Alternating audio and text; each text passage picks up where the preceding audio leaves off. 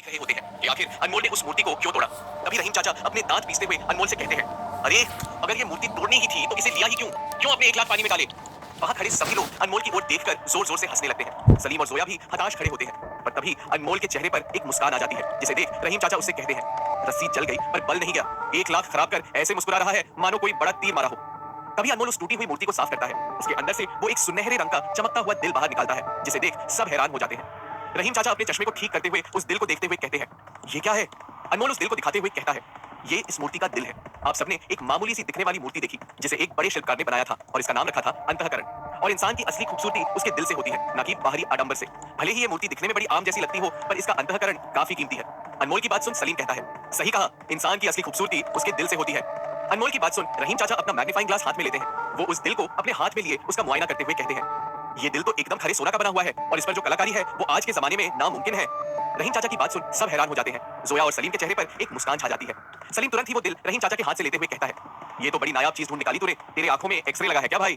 रहीम चाचा अनमोल की तारीफ करते हुए कहते हैं, वाकई में सोने की आंख है तेरी, जोहरी है तू एंटीक की दुनिया का। जल्द ही फिर मुलाकात होगी तुझसे, खुदा हाफिज। इतना कहकर रहीम चाचा अपने साथ खड़े आदमी के साथ वहां से चले जाते हैं। रहीम चाचा को जाते देख जोया वहां आती है और राहत की सांस लेते हुए कहती है, अच्छा हुआ चले गए। सलीम खुशी से अनमोल को अपनी गोदी में उठाते हुए कहता है, शाबाश मेरे शेर, आज तूने कमाल कर दिया। आराम से इस दिल के तुझे 8 से 10 लाख रुपए मिल ही जाएंगे। अनमोल के चेहरे पर एक मुस्कान आ जाती है। तभी जोया अनमोल से कहती है, ऐसे नहीं चलेगा, इतना बड़ा तीर मारा है, पार्टी तो बनती है बॉस। तभी सलीम दोनों से कहता है, पार्टी तो बनती है और आज की पार्टी मेरी तरफ से। तभी तीनों वहां से पार्टी करने चले जाते हैं। सलीम अनमोल और जोया को हैदराबाद के एक रिहायशी इलाके बंजारा हिल्स पर लाता है। तीनों एक फ्लैट में घुसते हैं। उस आलीशान फ्लैट को देख अनमोल सलीम से कहता है, किसका फ्लैट है सलीम भाई, ये बड़ा जबरदस्त है, आपके दोस्त का है क्या। अनमोल की बात सुन सलीम अपना मुंह चढ़ाते हुए कहता है, किसका क्या, मेरा अपना खुद का फ्लैट है। सलीम की बात सुन अनमोल के मुंह से निकलता है, इतना आलीशान फ्लैट आपका। अनमोल का कहा सुन सलीम उसे कहता है, तू क्या मुझे फटीचर समझता है, बेटा मैं वो सलीम नहीं हूं जो चोर बाजार में नकली हथियार बेच रहा था। सलीम की बात सुन अनमोल उसे कहता है, सच कहा सलीम भाई, वाकई में एक रहस्यमय इंसान हुआ। दोनों बात कर ही रहे होते हैं, तभी जोया पीछे से चिल्लाती है, पार्टी। दोनों मुड़कर जोया की ओर देखते हैं, जो एक बड़े फ्रिज के आगे खड़ी होती है। उस फ्रिज में काफी सारी शराब रखी होती है। जोया अपने हाथ में एक बियर की बोतल लेती है और उसे खोलकर एक घूंट पीते हुए कहती है, सच में यहाँ तो मस्त पार्टी का बंदोबस्त है। सलीम और अनमोल एक दूसरे को देखते हैं और फिर दोनों जोया को देख मुस्कुराते हैं। तीनों उस फ्लैट के हॉल में शराब पीने बैठ जाते हैं। तभी जोया शराब पीते हुए सलीम से पूछती है, सलीम भाई आपको कभी प्यार हुआ है। जोया का सवाल सुन सलीम पीते हुए कहता है, ये लड़कियों के बाल नहीं, मर्दों को फंसाने वाले जाल होते हैं, शायद इनसे हमारा ये खून पीती हैं, इसीलिए इनके होंठ लाल होते हैं। सलीम की शायरी सुन अनमोल अपना शराब का ग्लास ऊपर करते हुए कहता है, वाह सलीम भाई वाह, क्या जबरदस्त बात कही आपने। तिरछी नजर से देखते हुए जोया अनमोल से कहती है, खूब इतराते हैं, दूर भी नहीं जाते हैं, हम पास ना हो तो आंसू भी बहाते हैं, पर दिल की बात जबान पर नहीं लाते, पता नहीं ये लड़के इतना क्यों भाव खाते हैं। जोया की बात सुन सलीम हंसते हुए कहता है, वाह जोया बहन वाह, क्या बात कही, तीर तूने सीधे निशाने पर चलाया है। तभी अनमोल जोया से कहता है, घर पर अम्मी को पढ़ाई करने जा रही हूँ कहकर निकली है, ये हो रही है तेरी पढ़ाई, शराब और शायरी चाहिए तुझे, चल अब बहुत पी ली है तूने, अब चलकर सो जाते हैं चल। जोया कतराते हुए कहती है, यार तू कितना बोरिंग है, अच्छे से पीने तो दे, पता नहीं फिर कब पीने को मिलेगा। देखते ही देखते जोया अपने ग्लास की सारी शराब पी जाती है। तभी जोया नशे में चूर फर्श पर नीचे सो जाती है। अनमोल जोया को उठाने की कोशिश करता है, उठ जोया, जोया उठ। तभी सलीम उसे कहता है, जरूरत से ज्यादा पी ली है उसने, नहीं उठेगी अभी, गोदी में उठाकर कमरे में ले जा इसे। सलीम की बात सुन अनमोल सोती हुई जोया को देख रहा होता है। तभी सलीम उसे फिर कहता है, सोच क्या रहा है, ले जा इसे कमरे में या फिर मैं ले जाऊं। अनमोल सलीम को रोकते हुए कहता है, नहीं नहीं मैं लेकर जाता हूं। जैसे तैसे अनमोल जोया को अपनी गोदी में उठा लेता है। जोया को उठाकर अनमोल उसे कमरे की ओर ले जाता है। अनमोल की गोदी में बेहोश पड़ी जोया अपनी एक आंख खोलकर देख रही होती है और अनमोल को कसकर पकड़ लेती है। जोया की हरकत से साफ था कि वो सोने का नाटक कर रही है, ताकि अनमोल उसे अपनी गोदी में उठा सके। जैसे ही अनमोल जोया को बिस्तर पर रख देता है, जोया उसे अपनी ओर खींच लेती है। अनमोल जोया के इतने करीब होता है कि वो उसकी गर्म सांसें महसूस कर रहा होता है। अनमोल जोया के गुलाबी होठों की ओर देखते हुए पसीना पसीना हो रहा होता है। अनमोल अपने आप को काबू करते हुए जोया से दूर हटता है। वो जोया के कपड़ों को सही कर उसे चादर उड़ा देता है। तभी अनमोल उस बिस्तर से एक तकिया उठाता है और उस तकिए को नीचे डालकर फर्श पर सो जाता है। सुबह सलीम अनमोल के कमरे में चाय लिए दाखिल होता है। दरवाजे की आवाज सुन अनमोल अपनी नींद से उठ जाता है और दीवार पर लगी हुई घड़ी की ओर देखता है, जिसमें 8 बज रहे होते हैं। घड़ी पर वक्त देखते हुए अनमोल कहता है, जोया उठ, सुबह हो गई है, तुझे घर जाना है। पलंग की ओर देखने पर अनमोल को जोया दिखाई नहीं देती। वो इधर उधर देखते हुए सलीम से पूछता है, जोया कहाँ गई। सलीम उसे कहता है, वो तो 1 घंटा पहले चली गई, तू सो रहा था ना, इसलिए उसने तुझे उठाया नहीं। तभी अनमोल अपने फोन में जोया का मैसेज देखते हुए कहता है, हाँ मैसेज किया है उसने, कॉलेज भी जाना था ना, इसलिए शायद जल्दी चली गई। तभी सलीम अनमोल को चाय देते हुए कहता है, सुन आज 1 बजे होटल नोवोटेल में एक बड़ी पार्टी सेट की है तेरे एंटीक को बेचने के लिए, तू ठीक टाइम पर आ जाना, ठीक है। अनमोल सलीम से कहता है, ठीक है सलीम भाई, मैं टाइम पर पहुंच जाऊंगा। अनमोल अपनी चाय पीते हुए अपनी जगह से उठते हुए कहता है, अब मुझे काम पर जाना है सलीम भाई, मैं निकलता हूं। इतना कहकर अनमोल वहां से सीधे अपनी दुकान के लिए निकल जाता है। अनमोल अपनी दुकान पर पहुंचता है, जहां मदन गुप्ता अपनी जगह पर बैठा फोन पर एक एंटीक देख रहा होता है। ये वही एंटीक होता है जो अनमोल ने पिछली रात खरीदा था। अनमोल मदन गुप्ता को देख रहा होता है। अनमोल को इस बात का बिल्कुल अंदेशा नहीं होता कि मदन गुप्ता उसी के एंटीक को देख रहा होता है। अनमोल मदन गुप्ता की ओर देखते हुए धीमे से अपने आप से कहता है, आज 1 बजे होटल नोवोटेल जाना है, 12 बजे मदन जी से कुछ घंटों की छुट्टी लेनी पड़ेगी। मदन जी 4 गालियां देंगे पर निकलना तो जरूरी है। अपने आप से बात कर अनमोल मदन गुप्ता से परमिशन लेने ही वाला होता है, पर तभी मदन गुप्ता अनमोल को देखते हुए कहता है, आ गया तू, हो गई तेरी सुबह, चल अब काम पर लग जा, देख दुकान कैसे बिखरी पड़ी है सारी, सारे एंटीक को अच्छे से साफ करके रख।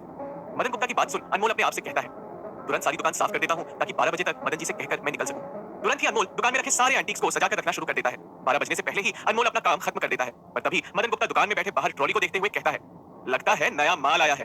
तभी मदन गुप्ता अनमोल से कहता है, ए अनमोल जाकर माल उतार। तुरंत ही अनमोल बाहर जाकर ट्रॉली से सारा माल उतारता है और दुकान के बीचों बीच लाकर रखता है। उस सारे माल को देख मदन गुप्ता अनमोल से कहता है, सुन बाहर जा रहा हूं मैं, कुछ ही देर में लौटूंगा, सारा सामान अच्छे से निकालकर साफ करके रख, जब तक लौटूंगा मुझे सारी दुकान साफ नजर आनी चाहिए। इतना कहकर मदन गुप्ता दुकान से बाहर चला जाता है। तभी अनमोल बेचैन हो उठता है, दुकान में आए सभी नए एंटीक्स को देखते हुए कहता है, इन्हें साफ करते करते तो मुझे कई घंटे लग जाएंगे, पर अब मैं कुछ कर भी तो नहीं सकता, इन्हें जल्दी साफ कर मदन जी से बाहर जाने के लिए पूछता हूं, अगर अभी पूछूंगा तो मदन जी मुझे काफी डांटेंगे। अनमोल उन एंटीक्स को तेजी से साफ करना शुरू कर देता है। देखते ही देखते घड़ी में 12 बज चुके होते हैं, पर अनमोल का आधा काम भी खत्म नहीं होता। घड़ी में वक्त देख अनमोल को कुछ समझ नहीं आ रहा होता है, वो हड़बड़ाते हुए और तेजी से काम करना शुरू कर देता है। इसी दौरान अनमोल के हाथ से एक बांस टूट जाता है। तभी मदन गुप्ता दुकान में आता है। मदन गुप्ता को दुकान में आता देख अनमोल उस बांस को हटा देता है। उसे लगता है कि मदन गुप्ता उसे काफी डांटेगा, पर तभी मदन गुप्ता उससे कहता है, सुन अनमोल, मुझे एक जरूरी काम से बाहर जाना है, 2-3 घंटे में वापस आता हूं, दुकान का ध्यान रखना। इतना कहकर मदन गुप्ता वहां से चला जाता है। तभी अनमोल राहत की सांस लेते हुए कहता है, अच्छा हुआ मदन जी ने नहीं देखा, अभी मैं भी दुकान बंद करके निकलता हूं, मदन जी के आने से पहले ही मैं भी आ जाऊंगा। अनमोल मदन गुप्ता के जाते ही दुकान बंद कर देता है और ऑटो में बैठकर होटल नोवोटेल की ओर निकल जाता है। अनमोल जैसे तैसे कर होटल पहुंचता है, जहां उसका इंतजार सलीम कर रहा होता है। सलीम उसे देख कहता है, इतनी देर कर दी, पार्टी कब से तेरा इंतजार कर रही है। अनमोल सलीम से कहता है, सॉरी भाई वो थोड़ा लेट हो गया। अनमोल और सलीम दोनों उन लोगों की ओर जाते हैं जो अनमोल का एंटीक खरीदने आए होते हैं। उनके बीच दोनों जैसे ही बैठ जाते हैं, तभी अनमोल की नजर सामने आ रहे मदन गुप्ता पर जाती है, जो उसी के पास आ रहा होता है। मदन गुप्ता को अपनी ओर आते हुए देख अनमोल के पसीने छूट रहे होते हैं। कैसे बच पाएगा अनमोल मदन गुप्ता की नजरों से? क्या बिकेगा अनमोल का एंटीक, या मदन गुप्ता करेगा अनमोल के लिए कोई मुसीबत खड़ी? जानने के लिए सुनते रहिए आईना, सच और झूठ का, ओनली ऑन पॉकेट एफएम।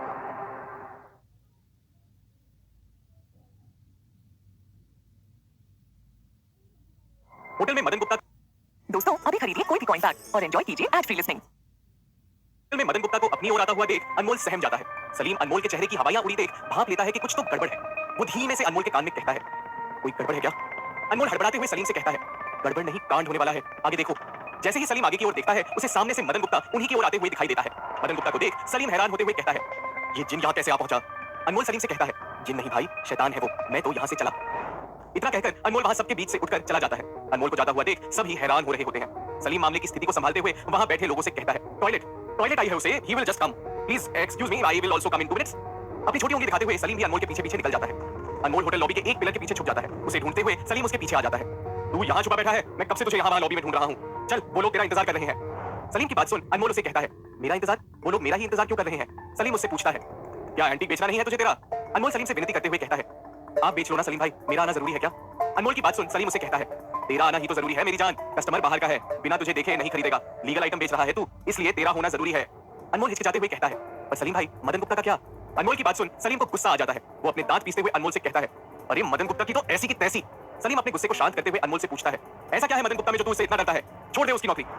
अनमोल अपना सर झुकाकर कहता है, भले ही ये डील ना हो चलेगा भाई, पर मैं अपनी नौकरी नहीं छोड़ सकता, मजबूरी है मेरी। अगर मदन गुप्ता के पास काम करूंगा तो एक सिक्योरिटी तो रहेगी मेरे पास। सलीम को अनमोल की बात कुछ हजम नहीं होती। वो अपने आप को काबू करते हुए अनमोल से कहता है, ठीक है मैं देखता हूँ। इतना कहकर सलीम उन लोगों की ओर चला जाता है। वहां जाने पर एक गुजराती सेठ सलीम से कहता है, क्या बात है भाई, आपका लड़का कहाँ है जिसके बारे में आपने बताया था? सलीम अनमोल का एंटीक अपने जेब से निकालता है। उस एंटीक को गुजराती सेठ के हाथों में देते हुए सलीम कहता है, वो बाथरूम में है, अभी आता ही होगा, आप लोग ये एंटीक देखिए, जैसे ही वो आएगा आगे की बात करते हैं। गुजराती सेठ वो एंटीक देखते हुए मदन गुप्ता के हाथ में देता हुआ कहता है, ये मदन गुप्ता हमारे अप्रिसल है, अगर हमें कोई एंटीक लेना हो तो हम इन्हीं से परख पाते हैं, पुराने शहर में एंटीक के बड़े कारोबारी हैं। अपने चेहरे पर एक झूठी मुस्कान दिए सलीम अपने मन में कहता है, पुराने शहर के बड़े कारोबारी नहीं, पुराने शहर के बड़े चोर है ये। मन ही मन सोचते हुए सलीम मदन गुप्ता को हंसते हुए कहता है, अरे मदन जी को कौन नहीं जानता, पुराने शहर के पुराने खिलाड़ी हैं ये, इनके कारनामों से तो शहर का बच्चा बच्चा वाकिफ है। आदाब मदन जी। मदन गुप्ता हंसते हुए सलीम से कहता है, जी नमस्ते। तभी मदन गुप्ता अपना चश्मा ठीक करते हुए उस एंटीक को बड़े गौर से अपने मैग्नीफाइंग ग्लास से परख रहे होता है। तभी सलीम देखता है कि एक वेट्रेस कॉफी का कप लिए मदन गुप्ता के पास जा रही होती है। सलीम धीमे से उस वेट्रेस की ओर बढ़ता है और उस वेट्रेस को अपने पैर से गिरा देता है, जिससे कि वो गर्म कॉफी मदन गुप्ता के सर पर गिर जाती है। कॉफी के गिरते ही मदन गुप्ता का चश्मा जमीन पर नीचे गिर जाता है। गर्म कॉफी गिरने पर मदन गुप्ता दर्द के मारे जोर से चिल्ला उठता है, हाय रे क्या कर दिया, मेरा सर जला दिया। तभी उस जगह अफरा तफरी सी मच जाती है। वो वेट्रेस मदन गुप्ता को टिश्यू पेपर देते हुए कहती है, सॉरी गलती से हो गया सर। तभी एक और जहां सभी लोग मदन गुप्ता को संभालने में लग जाते हैं, वहीं दूसरी ओर सलीम मौका पाकर मदन गुप्ता के चश्मे को अपने पैर से कुचल देता है। सलीम मदन गुप्ता का चेहरा साफ करते हुए कहता है, अरे देख कर करना चाहिए था ना मैडम, देखिए कैसे नूरानी चेहरा जलकर लाल हो गया है हमारे मदन जी का। मदन गुप्ता अपने आप को शांत करते हुए कहता है, ठीक है थोड़ा जल रहा है पर अब ठीक है। मदन गुप्ता पानी पीता है। मदन गुप्ता को देख सभी लोग अपनी जगह बैठ जाते हैं। दूर से अनमोल मदन गुप्ता के जले हुए चेहरे के छापे को देख हंस रहा होता है। तभी मदन गुप्ता अपना चश्मा उठाता है और देखता है कि उसका चश्मा पूरी तरह टूट चुका होता है, जिसे हाथ में लिए मदन गुप्ता कहता है, ये मेरा चश्मा किसने तोड़ा? सलीम मदन गुप्ता से कहता है, अरे मदन जी वो चश्मा आप ही के पैर से टूटा है जब आप दर्द से चिल्ला रहे थे बच्चों की तरह। तभी वो गुजराती सेठ मदन गुप्ता से कहता है, आप ठीक तो है मदन जी? मदन गुप्ता उसे कहता है, जी सेठ मैं ठीक हूँ। गुजराती सेठ मदन गुप्ता से पूछता है, आपने तो परख लिया है ना चीज को, कितने दूं इसके? मदन गुप्ता कहता है, 8 लाख दे सकते हो सेठ जी। तभी दोनों की बात सुन सलीम अपने जेब से एक कागज निकालते हुए कहता है, डन, 8 लाख में डील डन करो जी फिर। तभी सलीम अनमोल को आंख मारकर उसे आने के लिए कहता है। छुपा हुआ अनमोल सलीम की ओर चलते हुए आता है। सलीम सबसे कहता है, लो देखो आ गया इस एंटीक का मालिक। सभी अनमोल की ओर देखते हैं। मदन गुप्ता भी अनमोल की ओर देखता है पर उसे अपने चश्मे के बिना कुछ साफ दिखाई नहीं देता। वो अनमोल को देखने की कोशिश करता है। उसी बात सलीम मदन गुप्ता से कहता है, देखिए मदन जी ये रहा वो हीरो जिसने ये एंटीक को ढूंढ निकाला है, देख रहे हैं आप इसे? मदन गुप्ता अपना सर हिलाए अनमोल की ओर देखते हुए कहता है, हाँ देख रहा हूँ इसे, ये लड़का तो हीरा है हीरा, और उससे भी ज्यादा कीमती है इसकी नजर। अनमोल मन ही मन हंस रहा होता है। तभी सलीम उस कागज पर अनमोल के दस्तखत लेता है और उस गुजराती सेठ को दे देता है। तभी सलीम उस गुजराती सेठ से पैसों से भरा हुआ सूटकेस ले लेता है। सभी वहां से चले जाते हैं। सलीम और अनमोल के चेहरे पर एक मुस्कान होती है। सलीम उस पैसों के बैग को अपने सीने से लगाए खड़ा होता है और अनमोल से कहता है, हो गया तेरा काम। अनमोल राहत की सांस लेते हुए कहता है, अब पापा का इलाज अच्छे से होगा। सलीम उसे याद दिलाते हुए कहता है, याद है ना इसमें से 10% मेरा है। अनमोल हंसते हुए कहता है, बिल्कुल याद है भाई। तभी अनमोल को कुछ याद आता है। वो चौंक कर सलीम से कहता है, सलीम भाई तुरंत ही हमें यहाँ से निकलना होगा। सलीम उससे पूछता है, क्यों अब क्या हुआ? अनमोल उसे बताता है, मदन गुप्ता की दुकान पहुंचने से पहले मुझे दुकान पहुंचना होगा। सलीम उसे कहता है, अरे तेरे मदन गुप्ता की ऐसी की तैसी, चल जल्दी अब निकलना ही पड़ेगा मुझे मेरी टार्जन को लेके। अनमोल सलीम से पूछता है, ये टार्जन क्या है? आपकी मारुति 800? अनमोल का जवाब सुन सलीम उसे घूर कर देखता है और दोनों वहां से चले जाते हैं। अनमोल और सलीम दोनों कार में बैठते हैं। सलीम कार चला रहा होता है। सलीम अनमोल से थोड़ा नाराज दिखाई दे रहा होता है। दोनों चुप बैठे होते हैं। तभी अनमोल अपनी चुप्पी को तोड़ते हुए कहता है, मुझे पता नहीं था भाई कि आपके पास मर्सिडीज कार भी है, यही है टार्जन ना? सलीम चिढ़ते हुए अनमोल से कहता है, नहीं मारुति 800 है ये। मेरे दिमाग के कोने में मेरी एक छवि बस चुकी है, चिंदी चोर वाली। वो क्या कहता है उसे? Subconscious mind. अनमोल उसे विनीत करते हुए कहता है, वो सब छोड़ो ना भाई, आप गाड़ी भगाओ वरना दुकान बंद देख मदन गुप्ता मेरी जान ले लेगा। तभी सलीम अपनी गाड़ी तूफान जैसे भगाता है पर बीच में वो ट्रैफिक में फंस जाते हैं। अनमोल को मदन गुप्ता की चिंता सताई जा रही थी। सड़क पर लगे जाम को देख सलीम अनमोल से कहता है, 1 घंटा तो कम से कम लगेगा। तभी अनमोल अपने पैसों का बैग लिए गाड़ी से उतरकर बाहर जाने लगता है। उसे गाड़ी से बाहर जाता हुआ देख सलीम उससे पूछता है, अरे कहां भाग रहा है? तभी अनमोल अपने पैरों को दिखाकर सलीम से कहता है, अरे भाई जहां सब गाड़ियां फेल हो जाती हैं वहां 11 नंबर की बस काम में आती है। तुरंत ही अनमोल उस जाम लगी सड़क से दौड़ते हुए सलीम से कहता है, रात में मिलता हूं आपसे आपके 10% के साथ। सड़क पर भागता हुआ देख सलीम हंसते हुए कहता है, इसकी जिंदगी में रुकना लिखा ही नहीं है, ये रुकेगा नहीं भैया। अनमोल हाफते हुए अपनी दुकान वापस आता है। वो तेजी से अपनी दुकान खोलता है और अंदर पहुंचकर अपना बैग छुपा देता है। तभी मदन गुप्ता अपने सर पर पट्टी लगाए दुकान में दाखिल होता है। उसे देख अनमोल कहता है, अरे मदन जी आ गए आप, और आपके सर को क्या हुआ? और आपका चश्मा कैसे टूट गया? किसी ने मारा क्या आपको? मदन गुप्ता गुस्से से कहता है, कौन मारेगा मुझे, गिर गया था मैं, बेवकूफ कहीं का। तभी अनमोल मदन गुप्ता से कहता है, ओह ज्यादा लगी क्या मदन जी? मदन गुप्ता उससे कहता है, ज्यादा नहीं छोड़, कुछ ग्राहकी हुई? अनमोल उसे कहता है, मार्केट ठंडा है मदन जी, बस आता ही होगा आज ग्राहक। अनमोल की दुकान का वक्त हो गया होता है। मदन गुप्ता दुकान से निकलकर अपने घर चला जाता है। मदन गुप्ता की दुकान से जाने के बाद अनमोल अपना पैसों से भरा हुआ बैग निकालता है और सीधे अस्पताल के लिए निकल जाता है। अनमोल अस्पताल पहुंचता है जहां उसकी मां परेशान बैठी होती है। अनमोल उसकी ओर जाता है और कहता है, क्या बात है मां, बड़ी उदास लग रही है? पापा के इलाज के पैसों की चिंता तुझे खाई जा रही है ना? ये देख पापा के इलाज के पैसे। जैसे ही अनमोल सूटकेस खोलकर अपनी मां को पैसे दिखाता है, उसकी मां और पलंग पर लेटे हुए उसके पिता चौंक जाते हैं। अनमोल की मां उससे कहती है, इतने पैसे कहां से लाया तू? अनमोल अपनी मां से कहता है, देने वाला जब भी देता है ना मां, छप्पड़ फाड़ के देता है। अनमोल के पिता उससे कहते हैं, वाह बेटा, लगता है तू दिन दुगनी रात चौगुनी तरक्की कर रहा है। अनमोल अपने पिता से कहता है, बस यही समझो पापा, सब आपका आशीर्वाद है। तभी अस्पताल में लगे हुए टीवी पर एक न्यूज आती है जिसमें शहर के सबसे बड़े व्यापारी यशवर्धन राय हैदराबाद के निजाम के एंटीक खरीदने आ रहे होते हैं। जैसे ही अनमोल के पिता टीवी पर यशवर्धन राय को देखते हैं, वो गुस्से से आग बबूला हो जाते हैं, मानो उनकी आंखों में यशवर्धन को देख खून उतर आया हो। अनमोल के पिता अपने आपे से बाहर हो रहे होते हैं। तेज गुस्से के कारण उन्हें दौरा आता है जिससे उनका सारा शरीर हिलने लगता है। अपने पिता की हालत देख अनमोल अपने मां से कहता है, मां जल्दी टीवी बंद कर और डॉक्टर को बुला। अनमोल अपने पिता को संभालने लगता है। डरी हुई अनमोल की मां तुरंत ही टीवी बंद कर देती है और कमरे के बाहर भागते हुए डॉक्टर को बुलाने लगती है। ऐसा क्या देख लिया था अनमोल के पिता ने जो उन्हें ऐसा दौरा आ गया? क्या कोई नाता है अनमोल के पिता का उस बड़े व्यापारी से? क्या सुधर पाएगी अनमोल के पिता की तबीयत और कहां ही लेकर जाएगी अनमोल को उसकी किस्मत इस एंटीक की दुनिया में? जानने के लिए सुनते रहिए आईना, सच और झूठ पर, ओनली ऑन पॉकेट एफएम। अनमोल अपने पिता को संभाल ही रहा होता है कि तभी सलीम वहां आता है। वो अनमोल के पिता की हालत देख अपने हाथ के फूल फेंकते हुए कहता है, ये अंकल को क्या हो गया? मिर्गी का दौरा पड़ गया है क्या? अनमोल अपने पिता के तलवे रगड़ते हुए सलीम से कहता है, कभी कभार जब इन्हें गुस्सा आता है तब इन्हें पैनिक अटैक आता है। अभी इस हालत में इन्हें ये अटैक नहीं आना चाहिए था। सलीम अनमोल के पिता के हथेलियों को रगड़ते हुए अनमोल से कहता है, तूने ही कुछ किया होगा जिसकी वजह से अंकल को गुस्सा आ गया। अनमोल और तेजी से अपने पिता के तलवे रगड़ते हुए सलीम से कहता है, कसम से सलीम भाई मैंने कुछ नहीं किया, वो टीवी देखते देखते गुस्से में आ गए। सलीम हैरानी से कहता है, टीवी देखते देखते? लगता है अंकल काफी गुस्से वाले हैं। तभी सलीम अनमोल के पिता का दौरा देखते हुए कहता है, ये अंकल का वाइब्रेशन मोड बंद ही नहीं हो रहा है, काश मैंने चमड़े की चप्पल पहनी होती। अनमोल सलीम से कहता है, अरे सलीम भाई कहा ना आपसे, मिर्गी का दौरा नहीं है, ये पैनिक अटैक है। तभी पीछे से डॉक्टर की आवाज आती है जिसे अनमोल की मां वहां लेकर आती है। डॉक्टर अनमोल के पिता के पास तेजी से चलकर आते हुए कहता है, हटो हटो, मरीज को ताजी हवा आने दो। डॉक्टर को आता हुआ देख अनमोल और सलीम हट जाते हैं। डॉक्टर अपनी नर्स से इंजेक्शन लेता है। उस इंजेक्शन को डॉक्टर अनमोल के पिता को लगा देता है, जिसके बाद अनमोल के पिता शांत हो जाते हैं और गहरी नींद में सो जाते हैं। डॉक्टर अनमोल की ओर देखते हुए उसे डांटने लगता है, पहले ही इनकी तबीयत ऐसी चल रही है और ऊपर से ये पैनिक अटैक, किस बात की टेंशन है इन्हें? अनमोल डॉक्टर से कहता है, वो डॉक्टर साहब आगे से हम ध्यान रखेंगे।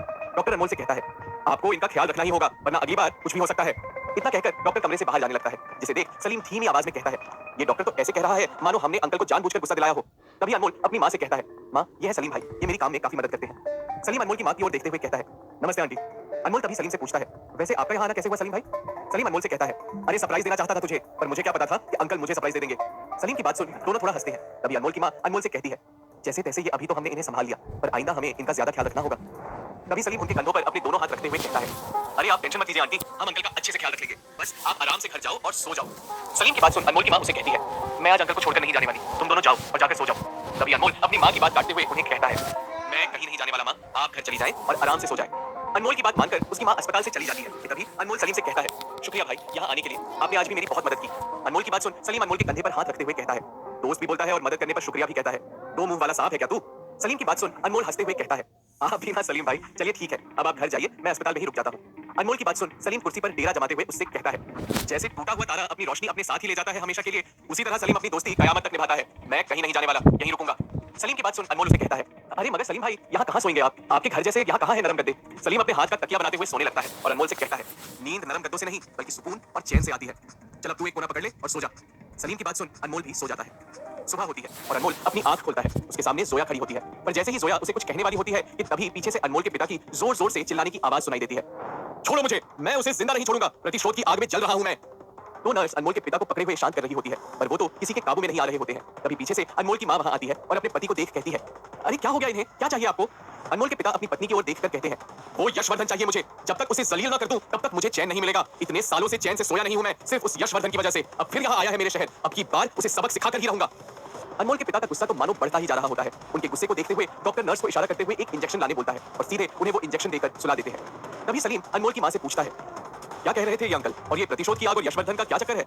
सलीम की बात सुन अनमोल के मां के आंखों में पानी भर आता है, उनके चेहरे पर मायूसी साफ दिखाई दे रही होती है। वो अपना सर नीचे झुकाए सलीम से कहती है, यशवर्धन वही इंसान है जिसकी वजह से अनमोल के पापा बर्बाद हुए, उनका कारोबार खत्म हुआ। एंटीक की दुनिया के बादशाह कहलाते थे अनमोल के पापा, पर एक दिन उनके नौकर ने असली एंटीक को बदलकर नकली एंटीक यशवर्धन को दे दिया। नकली एंटीक पाकर यशवर्धन ने सरेआम अनमोल के पिता को गुंडों से पिटवाया, जिससे उनकी काफी बेइज्जती हुई और तब से वो उस सदमे से उभर नहीं पाए। इसीलिए एंटीक की दुनिया से चिढ़ है उन्हें। अपनी मां की बात सुन अनमोल अपनी मुट्ठियां बीच लेता है। अपने दांत पीसते हुए अनमोल कहता है, मुझे पता है मां, पापा तब तक चैन की नींद नहीं सो पाएंगे जब तक यशवर्धन उनके पैरों में गिरकर उनसे माफी नहीं मांग लेता। और मैं सबके सामने आज कसम खाकर कहता हूं कि मैं यशवर्धन को पापा के कदमों में झुकाकर माफी मंगवा कर ही रहूंगा, चाहे उसके लिए मुझे कुछ भी करना क्यों ना पड़े। अनमोल की बात सुन सलीम उससे कहता है, वो यशवर्धन है, कोई सड़क पर चलता आम इंसान नहीं। सलीम की बात सुन अनमोल उससे कहता है, मैं अच्छे से जानता हूं उस यशवर्धन की पहुंच को, अगर उसे अपने पापा के कदमों पर गिराकर माफी नहीं मंगवाई तो मैं भी अपने बाप की औलाद नहीं। इतना कहकर अनमोल गुस्से से अस्पताल के बाहर चला जाता है।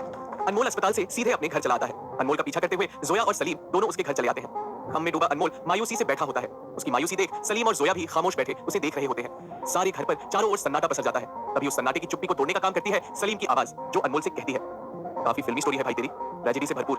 मैं तो कहता हूं इसकी स्क्रिप्ट बनाकर किसी प्रोड्यूसर को सुनाते हैं। तभी जोया सलीम को कोनी मारते हुए चुप रहने के लिए कहती है और धीमे से सलीम को कहती है, देख नहीं रहे हो भाई, इतना मायूस है वो, चुप करो ना।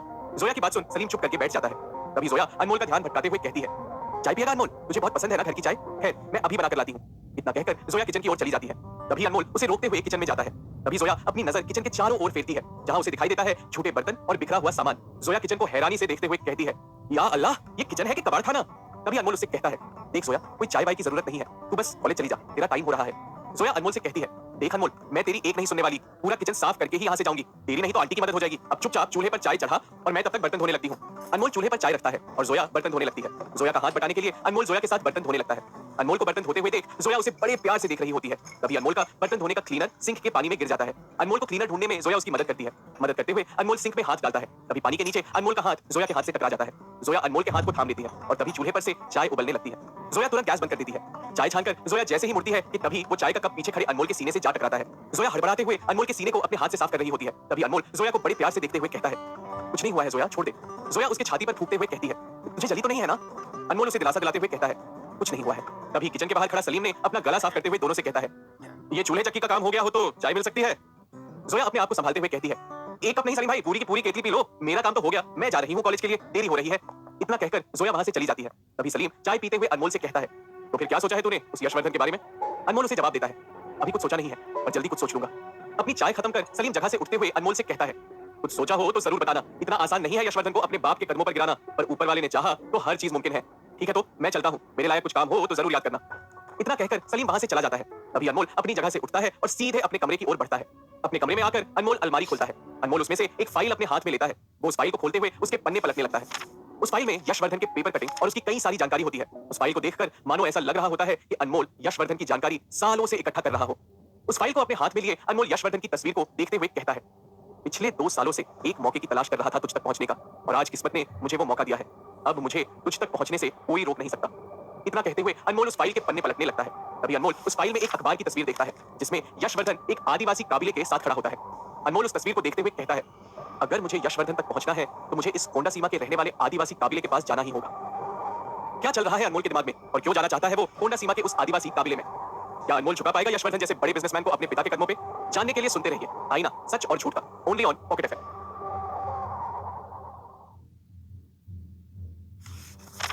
अनमोल यशवर्धन की फाइल अलमारी में वापस रख देता है। अनमोल सीधे वहां से अपनी दुकान की ओर निकल जाता है।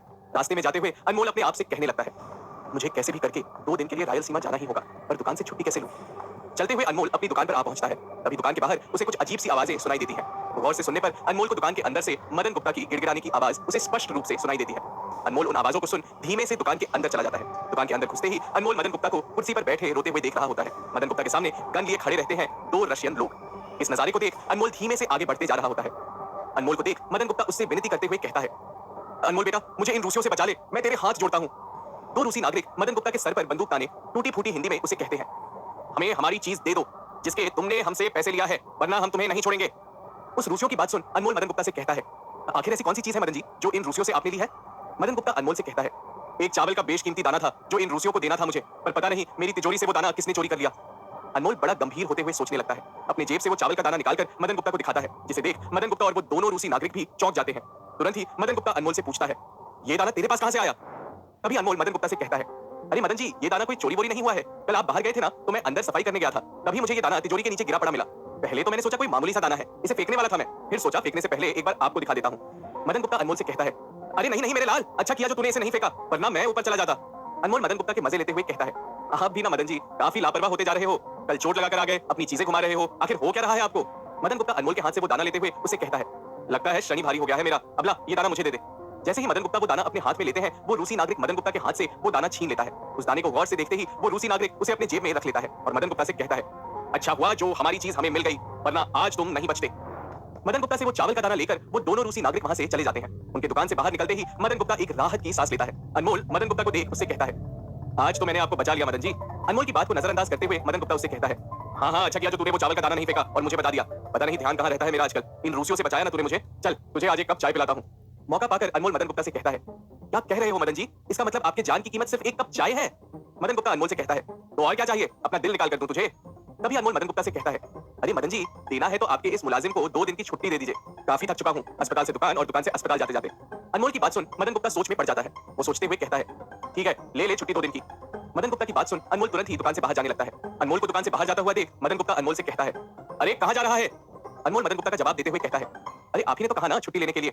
अनमोल का जवाब सुन मदन गुप्ता सर हिलाते हुए कहता है, वाह बेटा बड़ी जल्दी है तुझे छुट्टी लेने की, ठीक है चला जा, पर 2 दिन से ज्यादा नहीं, समझा? अनमोल के चेहरे पर एक मुस्कान आ जाती है और वो अपनी दुकान से बाहर चला जाता है। Anmol the great Indian antique shop से बाहर निकलते कुछ दूर ही चला होगा, उसे सड़क पर चारों ओर फूल बिकते हुए नजर आते हैं। तभी एक लड़का अनमोल के पास आता है और उसे एक लाल गुलाब देते हुए कहता है, ये फूल ले लो साहब, आज वैलेंटाइंस डे है। अनमोल उस फूल वाले से कहता है, क्या करूं मैं इस फूल को लेकर, मेरी तो कोई गर्लफ्रेंड नहीं है। अनमोल का जवाब सुन फूल वाला लड़का उससे कहता है, अरे कोई तो अपना होगा साहब, उसी के लिए ही ले लो, ये लाल गुलाब दीजिएगा उसको जिसे आप चाहते हैं, उसके लिए काफी गुड लक साबित होगा। उस फूल वाले की बात सुनकर अनमोल के आंखों के सामने जोया की हंसती हुई तस्वीर उभर कर आती है। वो जोया के ख्यालों में खो सा जाता है। अनमोल को ख्यालों में खोता देख वो फूल वाला उससे कहता है, लगता है किसी के ख्यालों में खो गए साहब आप, ये फूल उसे दे दीजिए, बड़ा सुकून मिलेगा आपके दिल को। मुस्कुराते हुए अनमोल उस फूल वाले को पैसे देता है और एक सफेद गुलाब उसे लेते हुए वहां से चला जाता है। सफेद गुलाब अपने हाथ में लिए अनमोल अपनी घड़ी में वक्त देखता है। जैसे ही अनमोल अपनी घड़ी में वक्त देखता है, वो अपने आप से कहता है, जोया के बस का टाइम हो गया है, वो अभी बस स्टॉप पर ही खड़ी होगी। तुरंत अनमोल वहां से बस स्टॉप पहुंचने के लिए भागने लगता है। अनमोल दौड़ते हुए बस स्टॉप की जगह पहुंचता है, जहां वो दूर से जोया के बस को जाते हुए देखता है। अनमोल उस बस को जाते हुए देख तेजी से उसकी ओर भागता है और उस चलती हुई बस पर चढ़ जाता है। बस में घुसकर वो इधर उधर देखने लगता है, पर उसे जोया कहीं दिखाई नहीं देती। तभी पीछे से कोई उसका कंधा थपथपाता है। जैसे ही अनमोल पीछे मुड़ता है, उसे जोया दिखाई देती है। वो राहत की सांस लेते हुए जोया से कहता है, कहाँ थी तू, ढूंढ रहा था मैं तुझे। जोया अनमोल को चौंकते हुए देखती है और उससे कहती है, क्या हो गया तुझे, पीछे ही तो बैठी हुई थी मैं, कुछ काम है मुझसे? तभी अनमोल बस के इधर उधर देखता है कि कोई उन्हें देख तो नहीं रहा। वो जोया को लेकर पीछे की सीट पर बैठ जाता है और वो सफेद गुलाब अपने जेब से निकालकर जोया के हाथ में थमा देता है। उस फूल को जोया बड़े प्यार से देखती है और अपने हाथ में लेते हुए कहती है, मेरे लिए लाया तू, बड़ा प्यारा है। अनमोल उससे कहता है, हाँ तेरे लिए लाया हूँ सफेद गुलाब, और कौन दोस्त है मेरा इस दुनिया में। अनमोल की बात सुन जोया मायूस होते हुए उस सफेद गुलाब की ओर देखती है। तभी जोया अनमोल से कहती है, बहुत खूबसूरत है ये। अनमोल उससे कहता है, आज वैलेंटाइंस डे है ना, इसलिए तुझे दिया है। तभी जोया अनमोल का हाथ पकड़कर उससे कहती है, चल अब यहाँ से।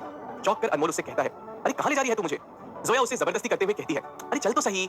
अनमोल और जोया चलती हुई बस के दरवाजे पर खड़े होते हैं। जोया अनमोल का हाथ थामते हुए उससे कहती है, तू काफी चलती बसों पर चढ़ा है ना, आज तू चलती बस से उतरेगा। अनमोल डरते हुए जोया से कहता है, अरे नहीं जोया, बस चल रही है, चोट लग जाएगी। और जैसे ही बस थोड़ी धीमी होती है, जोया उस बस से अनमोल को लेकर कूद जाती है। जैसे तैसे वो लोग संभालते हुए बस से नीचे उतरते हैं। अनमोल हांफते हुए जोया से कहता है, किसी दिन मर पाएगी तू मुझे। और ये बोल, बस से क्यों उतरी तू, कॉलेज नहीं जाना है तुझे। जोया अनमोल से कहती है, आज मौका भी है और दस्तूर भी। इतने प्यार से तू मेरे लिए ये सफेद फूल लेकर आया है, तो तेरे साथ आज बंक बनता ही है ना। चल मुझे आज तू शॉपिंग करवा, पैसे है ना तेरे पास।